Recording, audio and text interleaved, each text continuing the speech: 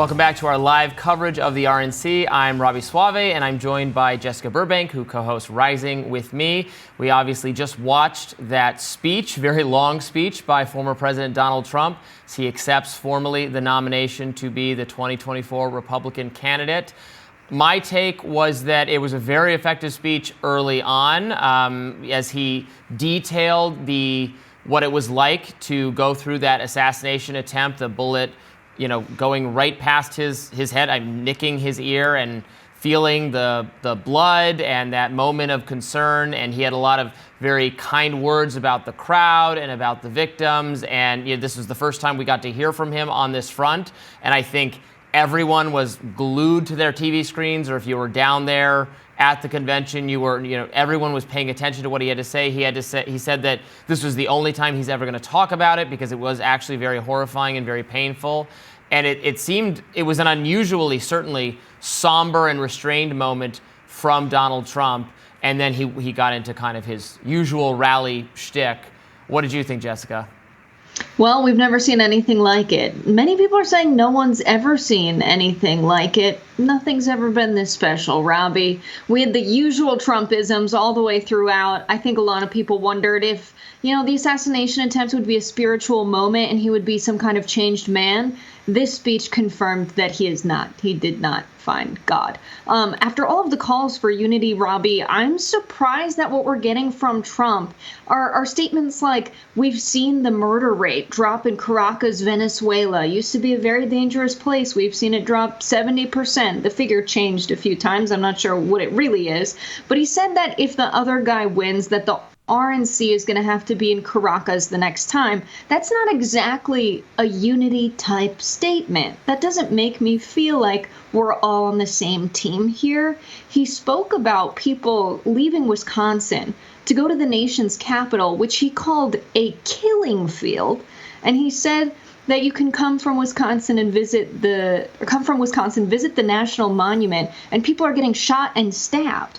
That's also not exactly a message of unity and to quell violence. He's saying he's the only guy that can fix that. He's also talking about migrants taking Hispanic jobs and black jobs.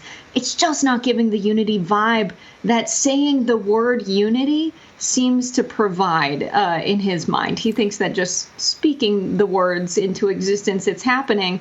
But the rest of his speech negated the first portion. Well, I don't know about that. I mean, you're right that that's certainly been the reaction from, a lot of people I follow in media who, hate Trump anyway. So it's right that he did not refrain from saying anything about the state of the country or complaining about how Joe Biden has run it or, going to any of his previous kind of lines. No, you're right. He did that. He talked about illegal immigration. He talked about crime, including in the nation's capital, where crime has been, it's not as bad this year as it was last year, but there was a major wave of crime that's receded partly, but not entirely. And there are a lot of myself living here. There's a lot of concerns about, people are not getting shot and stabbed constantly, but there is a sense that the Democratic leadership of the city, there's just one city in America, has lost control of how to deal with crime here. So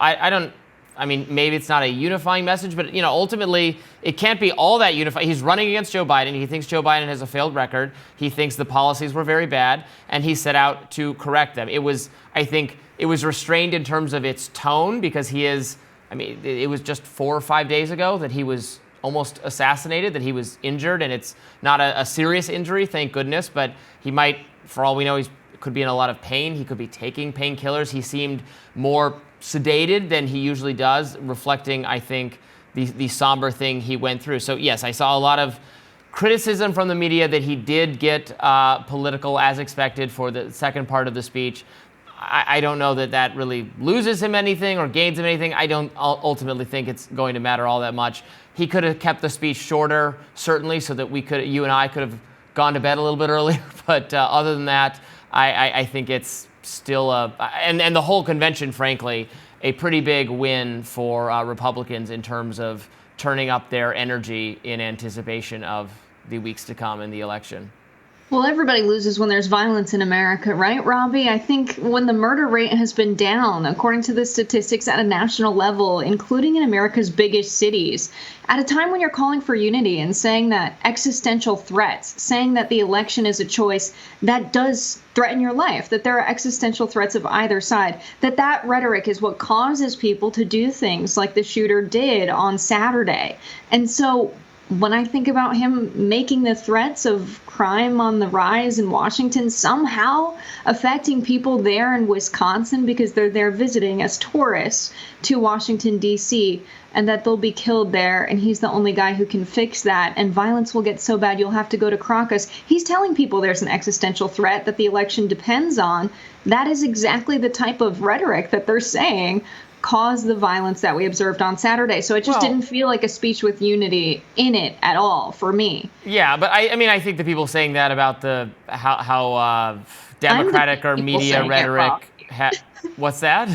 I'm the people saying it. You could just talk to me. You're the people. No. I was not talking about those people. I was saying those on the right who have blamed anti-Trump rhetoric for causing the violence. You know, I've called that out repeatedly on our show because I don't think that's fair. I don't really think this. I think there's a very much more tenuous than the media likes to pretend connection between political rhetoric and political violence in this country, or violence aimed at political figures. We still don't know very much about the shooter from over the weekend. Although what we are learning is that he Googled Biden and I'm having a mental health crisis, and it so happened that the Trump was speaking in a location that was closer to him than wherever Joe Biden was going to be speaking. Joe Biden's not doing as many speaking appearances, and as far as we know now, this could be just a deranged person without any sort of political agenda, especially one that's attached to violent rhetoric. So I'm shaming the violent rhetoric shamers right now, but that's and it's kind of rich that two of those guys are J.D. Vance and Don Jr., who are in the Trump camp, saying that the violent rhetoric of the Democrats is what caused this by them saying democracy is in peril. I'd say it's worse to say your lives are at stake.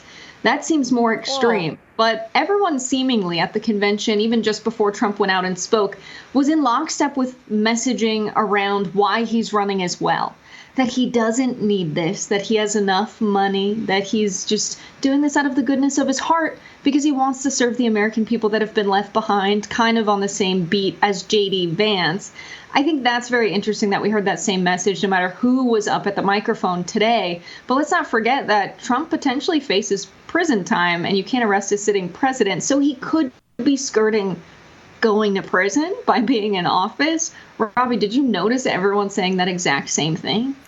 Yeah, I mean, there's a sense that he has risked a whole lot to pursue the presidency again. I think that's certainly true. I think the arguments that they would not, I mean, obviously, if he had not tried to remain in office after losing the 2020 election, he would not be in all the criminal legal liability he suffered because of that. His pursuit of the presidency, at all costs, has put himself in a perilous position that many of his supporters find admirable, that he's willing to, in their view, risk it all in order to return to the presidency and deliver them the policies that he has promised and the things that he's run on. Again, I have to point out, and I've pointed this out before, but the RNC this year is a major testament. And we didn't really have an RNC 4 years ago because it was COVID times.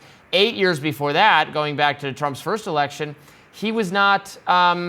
He was opposed still. I mean, nominally, he'd won the nomination, but not everyone had fallen in line. Ted Cruz gave a speech at the convention where he did not endorse Donald Trump, where he told people to vote their conscience, and it was chaotic, and there was a sense that it was hopeless. That they were feeling the way Democrats are feeling this year. They were feeling like Donald Trump was certainly going to lose. They were going to lose the presidency, and they were going to refigure things out for how once Trump had lost, it was over, and they were planned for four years ahead.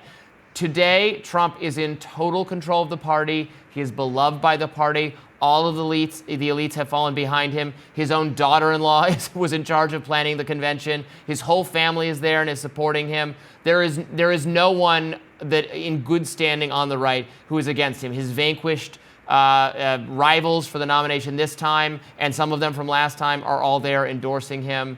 That is a tremendous advantage that he has going to the election this time, that everyone on the right is on his side. So then it falls to the undecided voters, the swing voters. Did they tune into some of this coverage? Did they hear something they like? I don't know. I think he's still going to be making a case to them in the coming weeks, but also they're clearly going to be hearing maybe from Joe Biden. I mean, we're getting all these reports that he could be dropping out as soon as this weekend. I'm still a little skeptical of that, but I'm sounding increasingly Pollyannish because everyone else thinks he's a goner. Although I saw some of that reporting walk back as the closest people to Biden still said, "What are you talking about? No one's writing a dropping out speech for him.